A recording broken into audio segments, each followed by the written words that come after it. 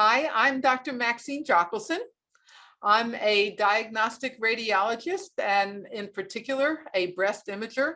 I am the director of imaging at the Evelyn Lauder Breast and Imaging Center at Memorial Sloan Kettering Cancer Center.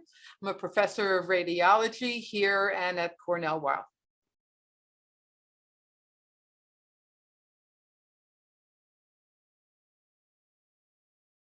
FES is a fluoroestradiol, it's 18F fluoroestradiol, and estradiol is an estrogen type hormone. And FES is a tracer that is used in PET scanning, and it is now FDA approved.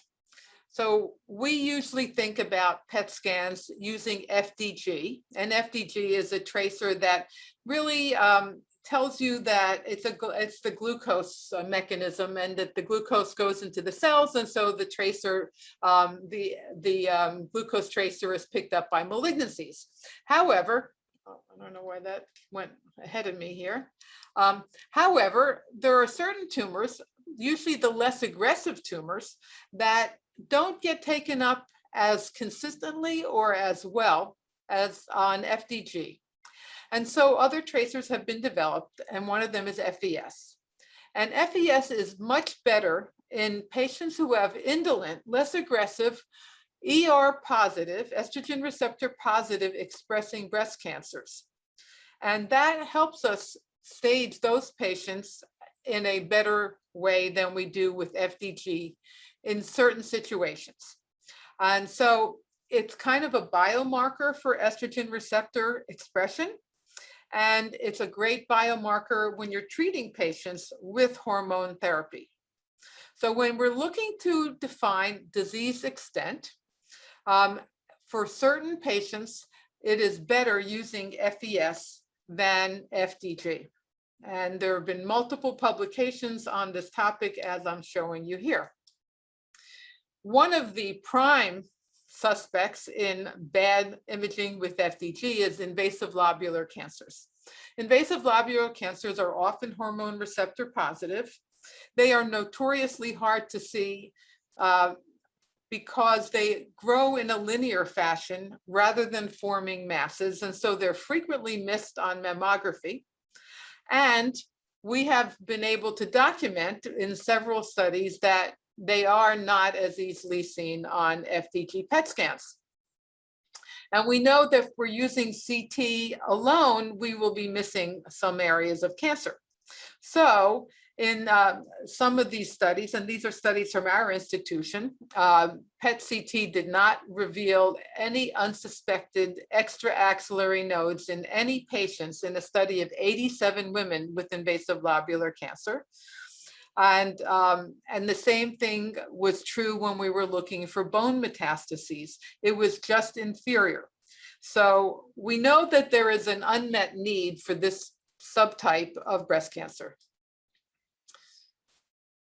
The other thing that FES can be used for, and we use FDG for this as well, is to see if you can predict how a patient is going to do by their response to treatment.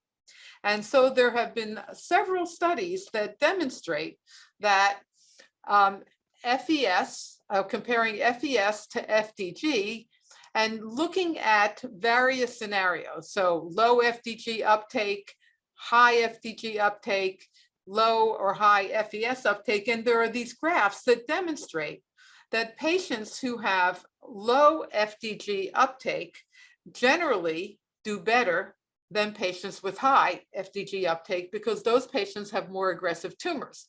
And so we also can look at the same thing with FES. So when we're looking not only at staging disease, but predicting outcome and response to treatment, FES is a great addition to our armamentarium. And this is a study that was a first-in-human phase 1 study to evaluate the new drug, GDC 081.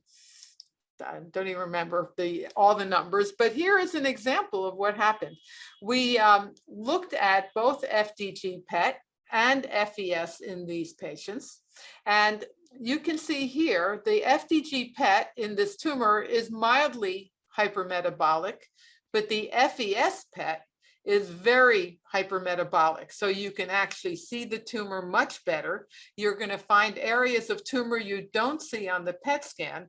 When you're looking to see a response to treatment, it's hard when you start with the low uptake to begin with. It's hard to get a really good idea of how much the tumor is getting better. But here, this is before this drug, GDC 0810, and after. And you can see that once the drug was given, the FES went completely away. And this demonstrated that this tumor hit its mark. This drug hit the mark. And after this study, this drug was FDA approved, because you can be so specific in this particular hormone receptive tumor, giving this specific drug and showing that it turns off the tumor. The other use for FES is to see if certain drugs will work in hormone receptor positive patients. And this is from a study that was first presented at San Antonio. And it demonstrates that looking at the amount of uptake with FES can predict if the patients will respond to palbociclib. And so once again, palbo is an expensive drug. It has side effects. It's nice to know in advance if it's the right drug for this patient. So you can use FES to assess that.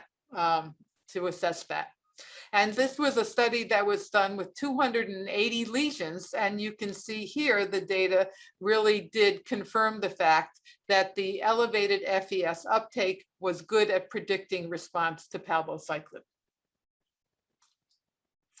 And here is just another example of the difference of all of these. Here is the baseline FES-PET, baseline FDG-PET. You can see a lot more tumor on the FES in the same patient. The problem with FES is it does go to the liver in a normal setting, so it's not as good for looking at the liver, but it's much better for looking at the rest of the body. And then here it is again. You can see that this patient baseline FES, it's a low hormone receptive tumor. Here's the baseline PET scan with FDG, and this is a more aggressive tumor. So you see more uptake with the FDG PET than you do with the FES. So it's a nice new tracer for our armamentarium. And it basically, this is a conclusion, basically FES accurately measures ER expression. It can predict outcome. It can predict response to certain drugs, and it's a great biomarker for patients with certain less aggressive breast cancers and particularly invasive lobular cancer.